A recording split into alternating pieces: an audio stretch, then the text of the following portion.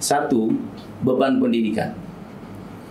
Yang kedua, beban kesehatan. Banyak rakyat kita yang tidak memiliki jaminan kesehatan hari ini. Mereka harus menjual tanah, menjual barang untuk membiayai keluarganya kalau sakit. Demikian juga orang-orang tua banyak menjual hartanya untuk sekolah anak-anaknya. Keinginan besar anaknya sekolah tapi mereka tidak punya biaya. Akhirnya harta bendanya dijual. Ini beban buat rakyat. Dan ini kewajiban pemerintah. Jaminan kesehatan yang ditanggung oleh pemerintah dengan hanya menggunakan KTP. Karena kenapa? Kalau kita mau menggunakan kartu lagi yang baru, itu kan biaya. Sementara KTP sudah ada. Dan ini Pak Anwar waktu masih bupati sudah lakukan. Ya. Kemudian saya sekarang juga berhasil, sangat berhasil. Ya, sangat berhasil.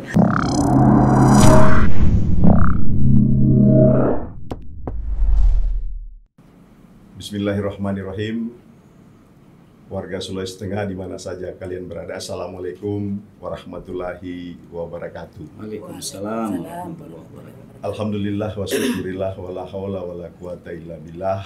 Hari ini kami menghadirkan dua sosok yang cukup familiar dengan masyarakat Sulawesi Tengah, yaitu Bapak Dr. Andus Haji Anwar Hafid MSI. Assalamualaikum Pak. Waalaikumsalam warahmatullahi wabarakatuh. Dan Dr. Hajareni Lamajido. Assalamualaikum Ibu Dokter. Waalaikumsalam warahmatullahi wabarakatuh. Kedua sosok ini dalam kontestasi Pilkada Sulteng 2024 sudah memenuhi persyaratan. Satu tahapan yang mereka lewati untuk memenuhi 20% perolehan kursi di DPR sudah terpenuhi. Pak Anwar, bagaimana perjuangan mendapatkan kursi guna memenuhi persyaratan untuk mengikuti kontestasi 2024 di Pilkada Sulawesi Tengah? Terima kasih saudaraku yang luar biasa dan teman-teman semuanya. Kami bersama Ibu Dokter dengan dilandasi keinginan niat besar untuk bisa lebih berguna bagi masyarakat Sulawesi Tengah secara umum, tentu harus melewati beberapa tahap. Tahapan pertama adalah bagaimana berusaha mencukupkan ketercukupan syarat minimal daripada persyaratan mendaftar di KPU. Perjalanan ini telah kami lakukan hampir 2 tahun. Setelah Pileg, kemudian kita bersepakat untuk berkoalisi dengan Ibu Dokter ini dalam membentuk satu pasangan. Jadi kami ini agak unik sedikit. Ya. Kita mau membentuk pasangan dulu, baru mengurus perahu, kira-kira begitu. Nah, kemudian setelah itu kami berjuang untuk bisa mencukupkan kursi Demokrat yang sudah ada 8 kursi. Kemudian harapan kita, karena Ibu Dokter ini juga adalah kader partai politik PKB, tentu harapan kita waktu itu akan lebih mudah kita secepatnya untuk bisa mendapatkan perahu. Tapi ternyata perjalanannya tidak semudah yang kita bayangkan. Kita coba lakukan pendekatan ke semua partai, tapi ya seperti itulah, pasang surut. Kemudian ada kalau saya bilang turbulensi politik terjadi di mana-mana. Kemudian sampai pada akhirnya alhamdulillah kami mendapatkan rekomendasi dari Partai Bulan Bintang 1 kursi, kemudian diakhiri dengan diberikannya dari PKS 5 kursi. Nah, tentu kalau saya cerita soal bagaimana suka dukanya, saya kira tidak cukup waktu untuk menceritakan dalam ruang ini. Tapi yang pasti bahwa perjuangan kami cukup berat untuk bisa mendapatkan, dan tentu alhamdulillah dengan sangat lega kami berdua dengan Ibu Dokter bisa mendapatkan ketercukupan ini. Mudah-mudahan ini bisa bertahan sampai pendaftaran KPU nanti. Amin. Pak Anwar, ketika mencari pasangan, kenapa harus memilih Ibu Dokter ini? Padahal kan kita tahu Ibu Dokter ini adalah salah satu Srikandi Sulawesi Tengah. Kemudian beliau saat ini masih menjabat sebagai Wakil Wali Kota Palu. Di antara figur yang ada, apa pertimbangan sehingga pilihan itu jatuh sama seorang Dokter ini? Kalau beberapa kriteria yang saya tentukan dalam diri saya sendiri secara pribadi untuk menentukan pasangan saya, tidak terhitung berapa banyak kriteria itu ada sama Ibu Dokter Reni. Tapi secara garis besar saya ingin mengatakan ada 3 kriteria utama yang menurut saya ini tidak bisa ditawar untuk bisa saya melengkapi apa yang saya miliki demi masyarakat Sulawesi Tengah. Yang pertama bahwa secara geopolitik Sulawesi Tengah ini terbagi ada timur dan barat. Saya dari timur tentu harus berpasangan dengan dari belahan bagian barat Sulawesi Tengah ini.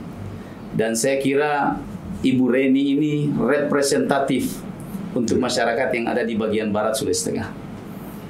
Sangat representatif. Tidak diragukan lagi saya kira kalau representasi dari seorang Dr. Reni Lamajido untuk mewakili masyarakat di bagian barat Sulawesi Tengah. Sehingga secara geopolitik saya pikir ini terpenuhi. Yang kedua bahwa ada cita-cita besar saya dalam kaitan pengabdian saya sejak saya jadi kepala desa, camat, bupati, bahwa saya selalu pada 3 hal besar: infrastruktur, pendidikan, kesehatan. Nah, kesehatan ini saya kira adalah sesuatu bidang yang sangat unik, membutuhkan seorang yang spesialis untuk bisa menangani itu.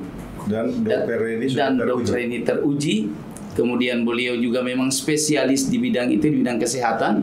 Tujuan kami cuma satu, masyarakat Sulteng tidak boleh susah untuk dilayani soal masalah kesehatan.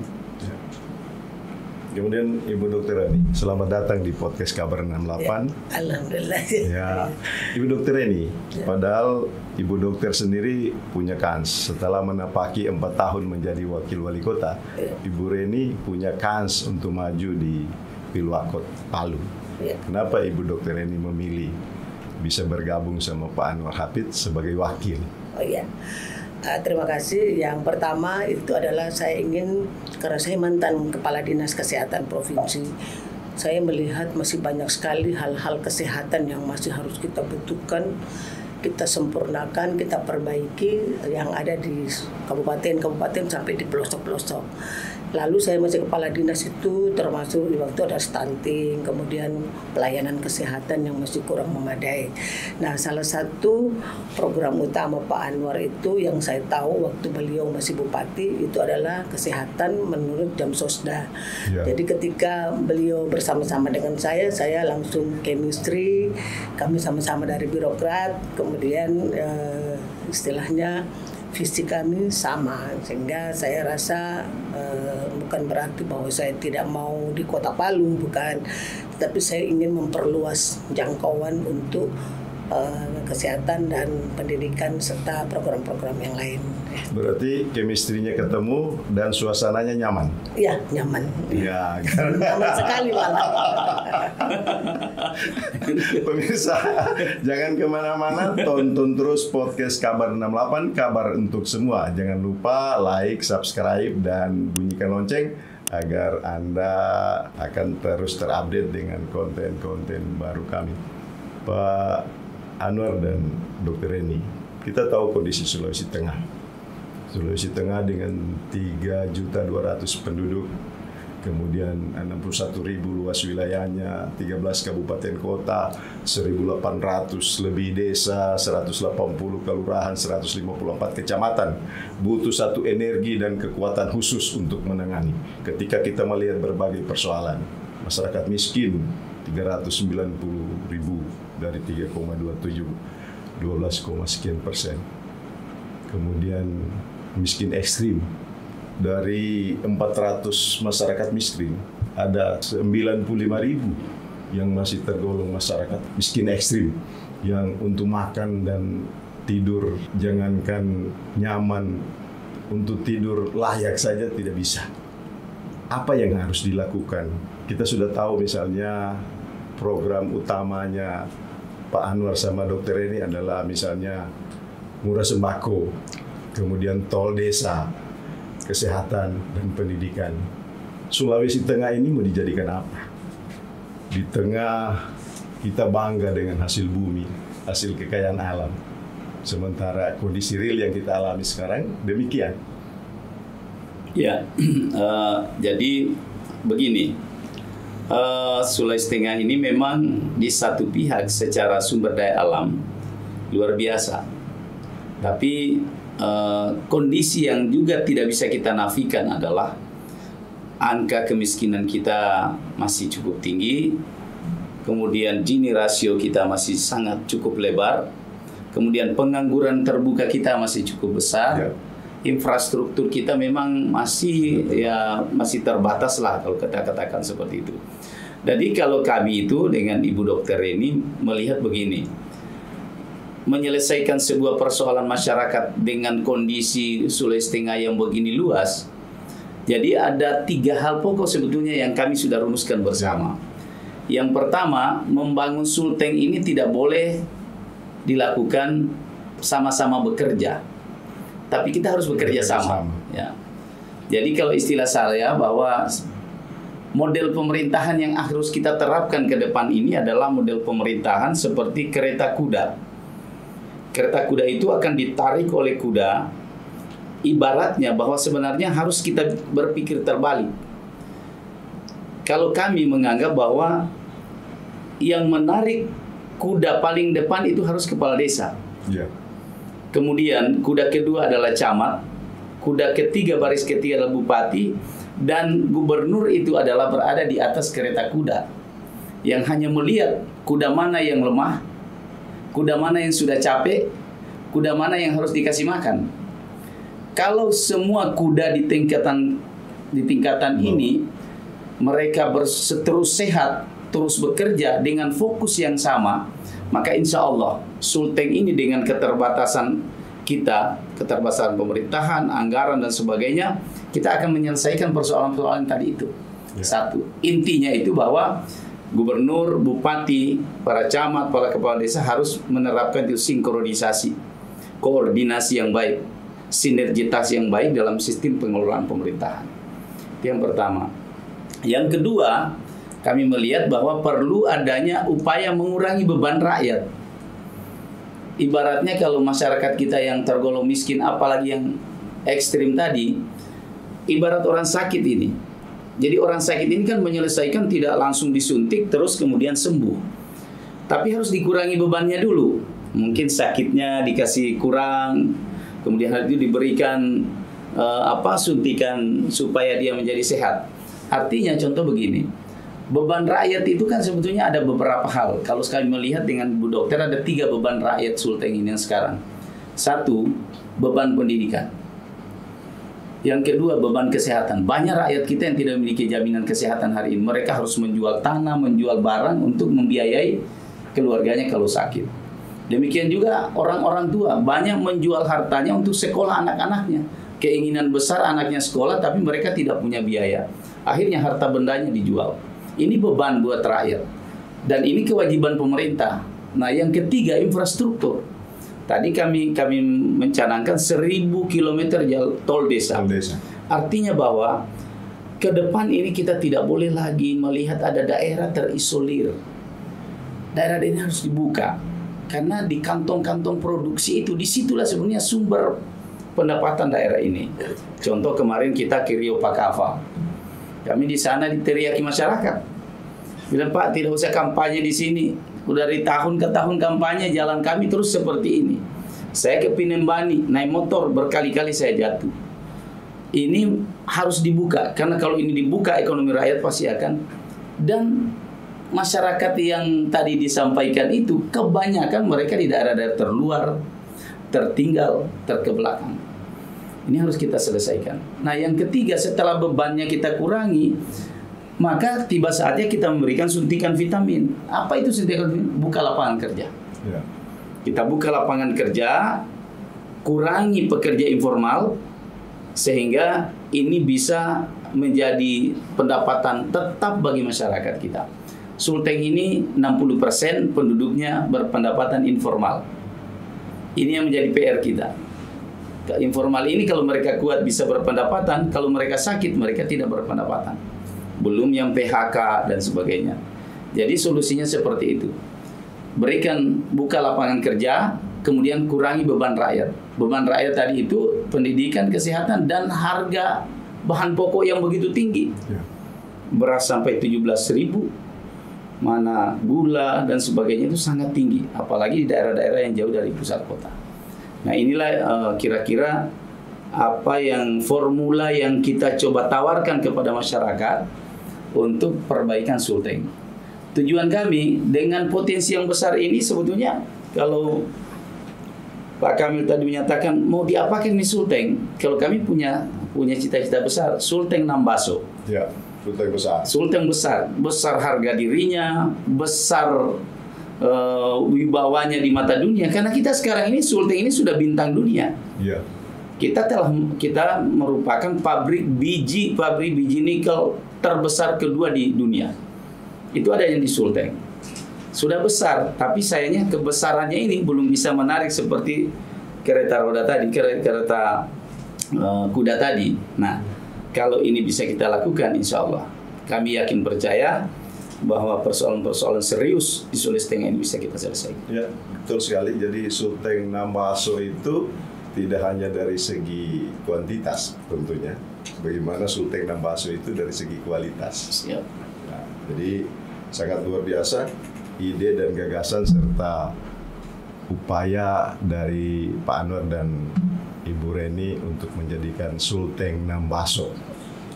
Ibu dokter kan berpengalaman dalam bidang kesehatan, melihat wilayah Sulawesi Tengah begitu luas. Kemudian sarana dan prasarana masih sangat terbatas. Jadi tidak heran ketika kita sering mengeluh layanan kesehatan itu tidak pernah paripurna.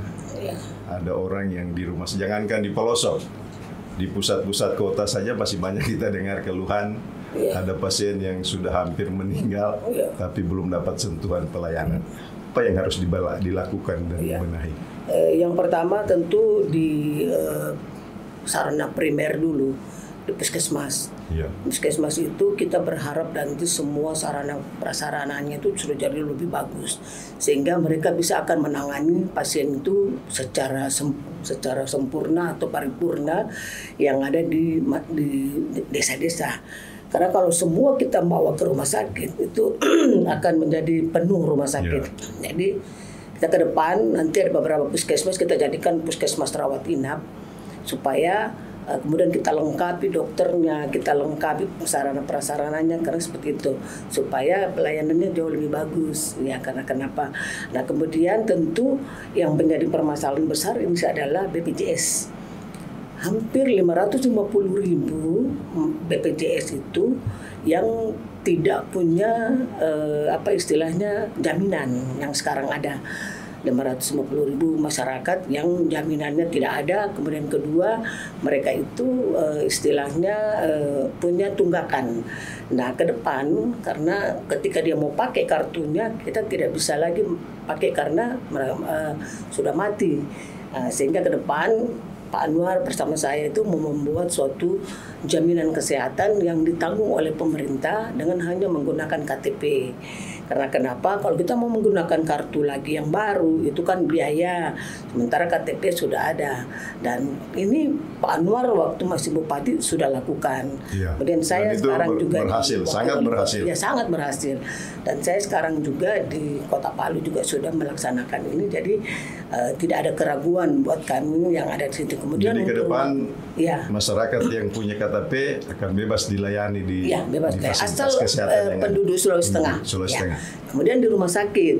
Nah, di rumah sakit itu cita-cita Pak Anwar bersama saya itu akan mau membuat satu rumah sakit yang setara dengan rumah sakit internasional. Kenapa tidak rumah sakit di Makassar pun sudah bisa bertaraf internasional, sehingga tetapi rumah sakit itu juga bisa nanti digunakan oleh masyarakat miskin. Jangan sampai masyarakat miskin menganggap bahwa sudah bertaraf internasional tapi masyarakat miskin tidak bisa menggunakan. Jadi tetap masyarakat yang tidak mampu asal mereka nanti berada di kelas 3. Kemudian sekarang ini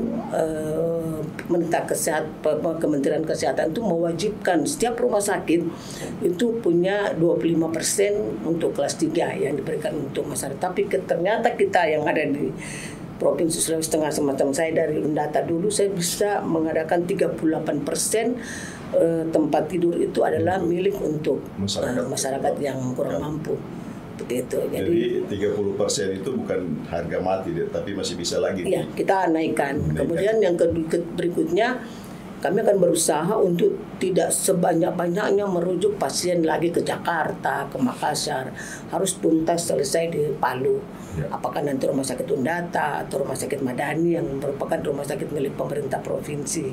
Jadi seperti itu. Kemudian yang pelayanan yang saya rasakan kepada masyarakat itu tentu di pintu terdepan, di instalasi gawat darurat. Kalau dulu di rumah sakit Tapura, kalau dulu perawatnya suka marah-marah, jadi kalau saya mengajarkan bagaimana Bapak Ibu keluhannya apa. Jadi kalau perawat apalagi perempuan yang sayang kepada pasien, saya kira pasti pelayanan meningkat. Itu saya sudah rasakan karena waktu di rumah sakit Tapura, bor kami itu bed occupancy rate itu yang saya pimpin rumah sakit Tapura atau Undata, yang saya masuk hanya 40%, tapi begitu saya memegang itu 100% lebih bornya. Jadi kalau sudah melampaui itu tentu masyarakat sudah merasa bahwa mereka sudah dilayani dengan baik. Itu indikator ya.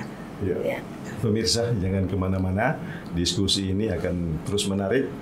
Jangan lupa subscribe, like, dan berikan komentar serta bunyikan lonceng. Pak Anwar,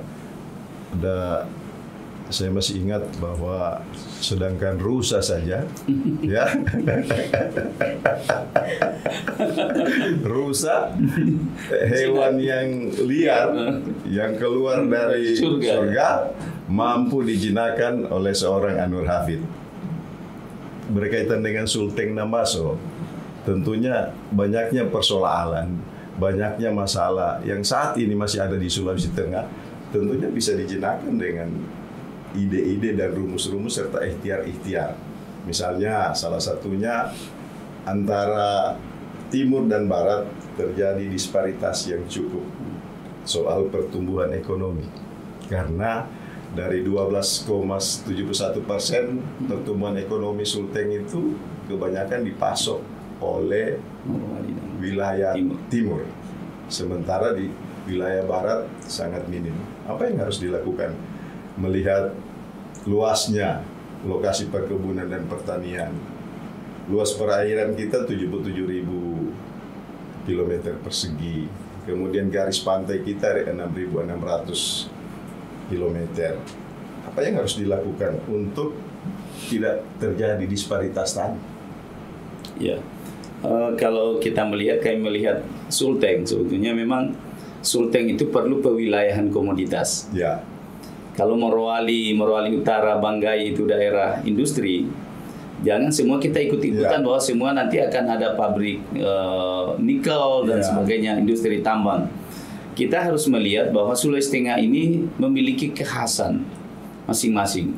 Kalau saya mencoba memploting Sulawesi Tengah ini, Morowali Utara, Banggai itu daerah industri mineral dan minyak bumi. Kemudian di daerah lain, contoh misalnya di Poso kita punya potensi pariwisata yang besar yang sudah digarap oleh Pak Rusdi sekarang dengan 1.000 megalit. Saya kira itu potensi Danau Poso itu potensi besar dan pertanian sangat besar potensinya.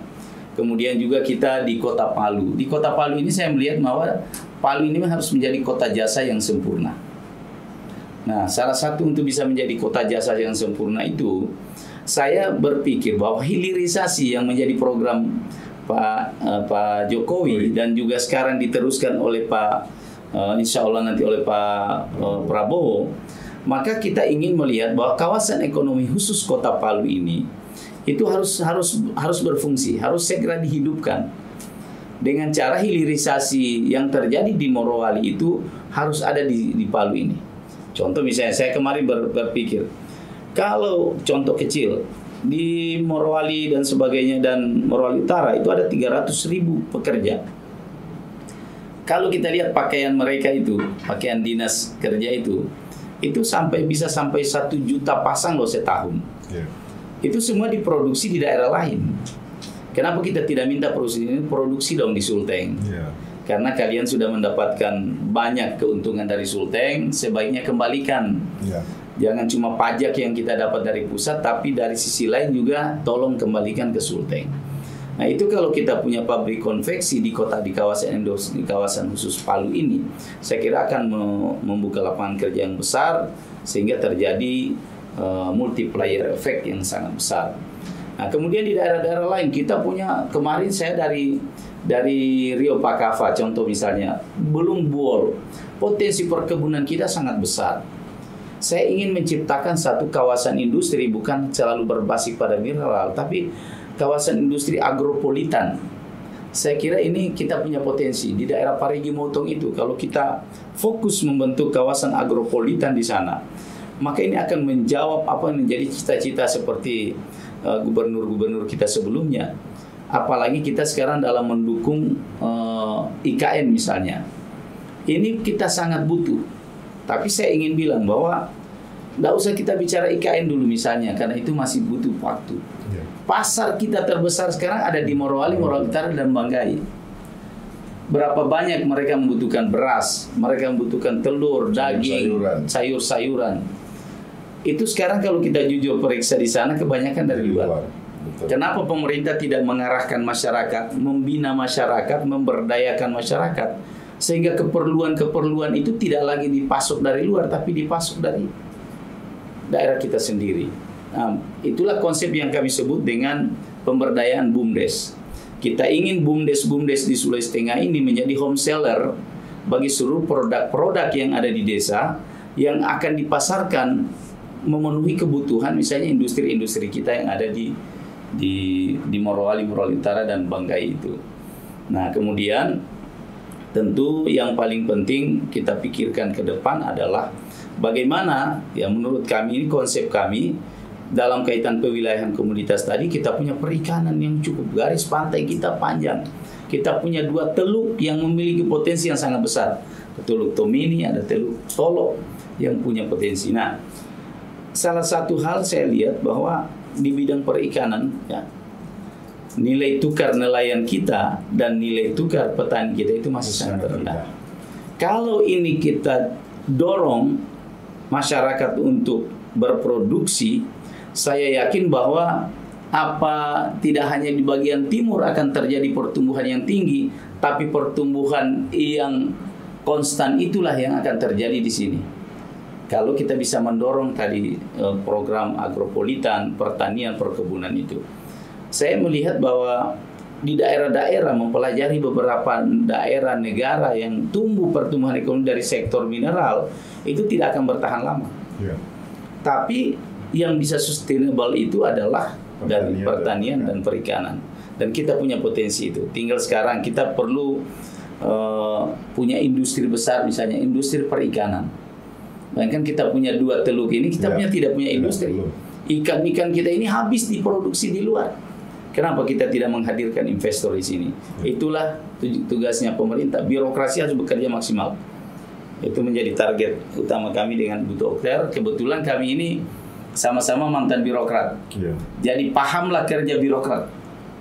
Paham bagaimana strukturnya, bagaimana kulturnya, dan bagaimana prosedur birokrat. Ada sama kami ilmu itu.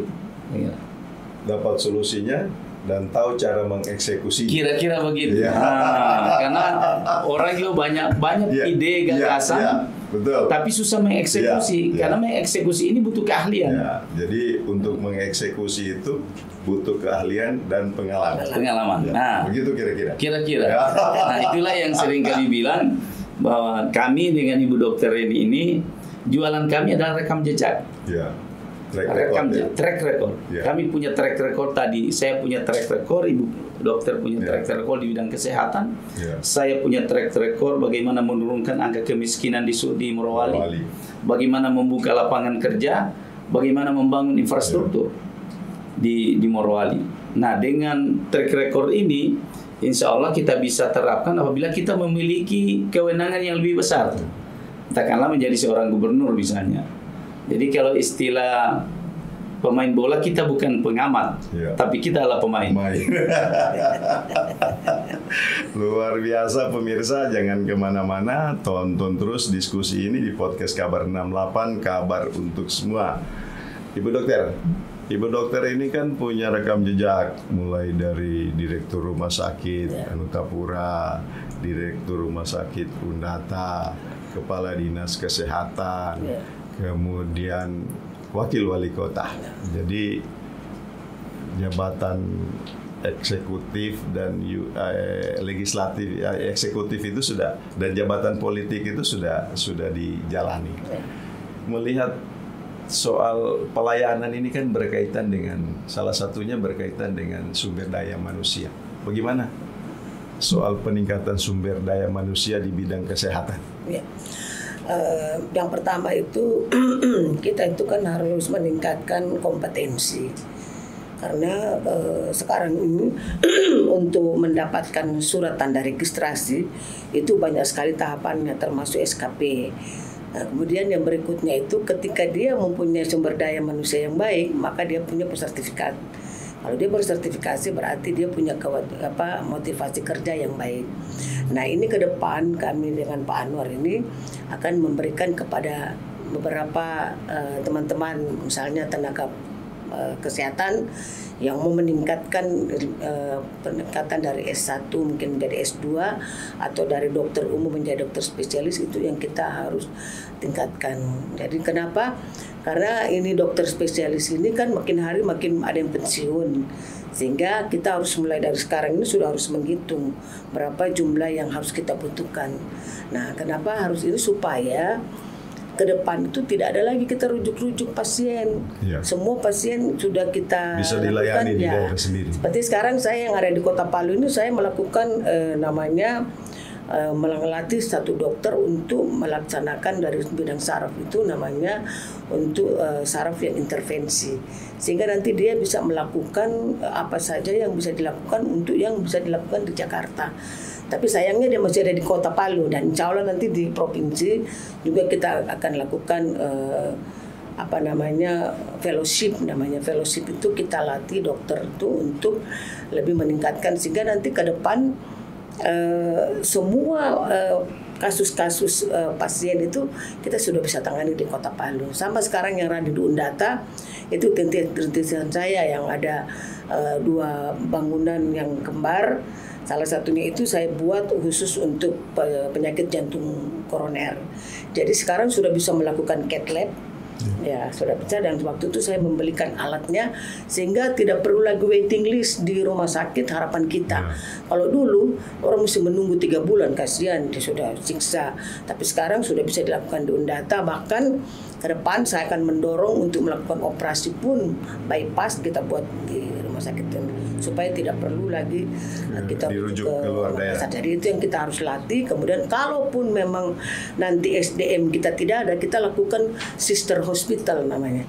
Kita mengambil satu rumah sakit misalnya di UGM atau di rumah sakit Sarjito atau rumah sakit Wahidin, kita ambil dokter spesialis, baru kita buat satu perjanjian melalui nanti mungkin Pak Gubernur yang akan, insya Allah kalau kami duduk, itu akan dibuat suatu MOU, dan kemudian kita akan datangkan mereka. Kalau memang dokter spesialisnya belum siap, itu langkah-langkah pendek yang harus kami laksanakan, karena supaya mengurangi beban juga masyarakat. Kalau kita rujuk ke sana tentu harus ada biaya transportasi, biaya rawat inap lagi, biaya keluarga, sehingga kita mengurangi kalau dilakukan di Palu itu. Jadi seperti itu SDM. Jadi bukan cuma tenaga dokter, tetapi tenaga perawat pun kalau yang ada mau mengambil. Kalau kemarin saya di Undata ada 1 perawat, 2 kalau tidak salah, saya tingkatkan dia bisa melakukan pembersihan terhadap luka diabetes mellitus. Ya, jadi itu dilakukan juga, dia harus fellowship juga selama 1 tahun, sehingga sekarang alhamdulillah untuk semua nakes ini, bidan, perawat. Ya, semua perawat, bidan. Yang penting nanti mereka sesuai dengan prosedur yang kita punya, nanti kita laksanakan. Ya, Bu Dokter. Kemudian ke Pak Dr. Anwar Hafid. Kita masyarakat Sulawesi Tengah itu juga bangga, misalnya kalau ada orang Sulawesi Tengah jadi dirjen di salah satu kementerian yang ada di pusat. Kemudian masyarakat Sulawesi Tengah juga bisa bangga ada putra Sulawesi Tengah yang jadi jenderal polisi, yang jadi jenderal tentara, angkatan darat, angkatan laut, angkatan udara. Bagaimana melihat persoalan ini? Dan apa yang harus dilakukan agar itu bisa terwujud dari sisi peningkatan sumber daya manusia? Dalam bingkai Nambaso memang sudah ada di situ. Jadi saya punya pemikiran begini, saya punya pengalaman sejak saya di DPR 5 tahun, hampir 4 tahun ini. Saya melihat memang salah satu kelemahan kita di Sulawesi Tengah, masih kurang pejabat kita di tingkat pusat. Maka ketika saya berdiskusi dengan teman-teman di diaspora di Jakarta, saya bilang begini, kalau saya punya kesempatan jadi gubernur, saya akan pilih ASN terbaik yang punya pikiran cerdas, yang punya dedikasi, loyalitas yang bagus untuk daerah. Kita sekolahkan mereka keluar, kita beasiswa mereka. Kalau dia S2, kita S3 kan. Kita ingin supaya brandingnya dia, ketika dia selesai, kita langsung tempatkan mereka di Jakarta, di kementerian-kementerian. Tapi dengan branding yang sudah kita berikan, kapasitas keilmuan yang kita berikan kepada mereka, itu akan menjadi daya saing buat mereka masuk. Di samping dukungan keahlian yang mereka miliki, dukungan politis tentu penting. Kita punya 7 anggota Dewan DPR RI untuk bisa membantu mereka, sehingga kita punya dirjen-dirjen. Ya, kita punya target lah kami ke depan, kalau kita punya 5 dirjen di Jakarta itu sudah bisa membantu Sulawesi Tengah ini dalam rangka peningkatan kapasitas keuangan daerah kira-kira. Kalau kita punya orang di Jakarta, minimal mereka itu jadi guide untuk Sulawesi Tengah. Ketika misalnya anggaran harus diturunkan dari kan, mereka bisa memandu. Tapi kendala kita saat ini, kita keterbatasan orang-orang yang seperti itu. Karena misalnya pemerintah daerah tidak punya political will untuk ke arah sana. Siap. Jadi kami punya program Nambaso itu adalah satu beasiswa ya. Beasiswa bagi masyarakat benar-benar memiliki ada 2 kriteria, tidak mampu dan berprestasi. Yang kedua, mampu dan berprestasi. Jadi jangan sampai kita melihat bahwa orang yang mampu tapi dia berprestasi itu harus dihargai oleh pemerintah daerah. Jadi kita tidak boleh hanya menghargai mereka yang tidak mampu dan berprestasi, tapi yang mampu pun. Karena kita ingin putra daerah ini kita bisa memanfaatkan sumber daya manusia yang mereka miliki untuk membangun daerah kita. Tapi memang pekerjaan seperti ini, yang kedua, soal contoh misalnya, kita juga punya cita-cita setiap tahun kita akan memberikan beasiswa, memperjuangkan mereka di tingkat pusat. Kita punya misalnya setiap tahun minimal kita dorong ada anak-anak SMA kita yang terbaik, mereka bisa masuk di Akpol, mereka bisa masuk di Akmil, kemudian ada yang di IPDN misalnya. Itu kita minta afirmasi khusus dari kita, dari pemerintah daerah, bermohon afirmasi khusus kepada Pak Kapolri misalnya. Kita minta ke Menpan RB supaya anak-anak kita ini dalam jangka waktu kurun 10-15 tahun yang akan datang, mereka inilah yang akan menjadi tokoh-tokoh yang kita harapkan bisa membanggakan Sulteng Nambaso tadi. Jadi Sulteng Nambaso ini bukan 5 tahun, bukan 10 tahun. Tapi Sulteng Nambaso ini adalah hal yang sangat panjang dan itu berkesinambungan. Jadi harapan kita bahwa membangun sumber daya manusia bagi kami itu mutlak. Itu harga mati kalau menurut kami. Kita punya sumber daya alam, ini tidak ada apa-apanya ini kalau sumber daya manusia kita tidak bagus. Nah, oleh karena itu kenapa kami fokus di pendidikan, bukan cuma pendidikan formal, tapi juga kepada aparatur kita, pegawai-pegawai kita. Tentu kapasitas mereka harus lebih baik. Nah, caranya adalah berikan kesempatan mereka. Jangan kita tahan di Palu. Jangan kita simpan mereka di Palu. Kalau ada ASN nanti yang saya lihat bagus berprestasi, saya akan dorong ke pusat. Supaya nanti di sana akan lahir. Kita sudah punya beberapa juga di pusat, baru setingkat direktur. Ada Pak Mulyadi, adik-adik saya di STPDN itu banyak di Palu, tapi baru setingkat direktur. Nah, saya bilang, saya biasa cerita sama mereka, apa kira-kira yang Sulteng bisa lakukan supaya kalian bisa lebih meningkat kapasitasnya? Mereka selalu bilang, kita butuh dukungan peningkatan kapasitas, kita butuh dukungan politis. Ya, saya kira ini dua hal yang harus kita lakukan ke depan. Oke, Pak Anwar, Dr. Eni, tidak terasa bincang kita sudah banyak membahas persoalan, masalah, dan hal-hal yang akan dilakukan menjadi solusi atas persoalan itu. November depan adalah pilkada serentak. Kemudian Pak Anwar dan Ibu Reni adalah salah satu kontestasi. Apa yang ingin disampaikan kepada masyarakat Sulawesi Tengah? Kalau saya singkat saja, saya ingin bilang sama-sama, I love you, masyarakat Sulawesi Tengah. Biasa. Dokter? Ya, kalau saya menyampaikan bahwa pilihlah pemimpin yang sesuai dengan hati nurani, tapi lihat rekam jejak. Iya, ya. Jadi I love you dan lihat rekam jejaknya. Luar biasa, pemirsa. Di bincang kita ini sudah banyak yang disampaikan tentang persoalan-persoalan di Sulawesi Tengah. Kemudian sudah banyak ide dan solusi yang ditawarkan untuk menyelesaikan persoalan-persoalan itu sendiri. Dan kami berharap apa yang tersampaikan di diskusi ini bisa menjadi pelajaran dan hikmah bagi kita semua untuk mengambil keputusan pada pilkada serentak November mendatang. Sekian bincang kami pada hari ini. Insya Allah kita selalu mendapat rahmat dan karunia Allah Subhanahu wa Ta'ala. Terima kasih Pak Dr. Anwar Hafid dan Ibu Dokter telah hadir di studio kami. Wassalamualaikum warahmatullahi wabarakatuh. Waalaikumsalam warahmatullahi wabarakatuh. Tangan Ibu Dokter. Ya, ini Sulteng Nambaso.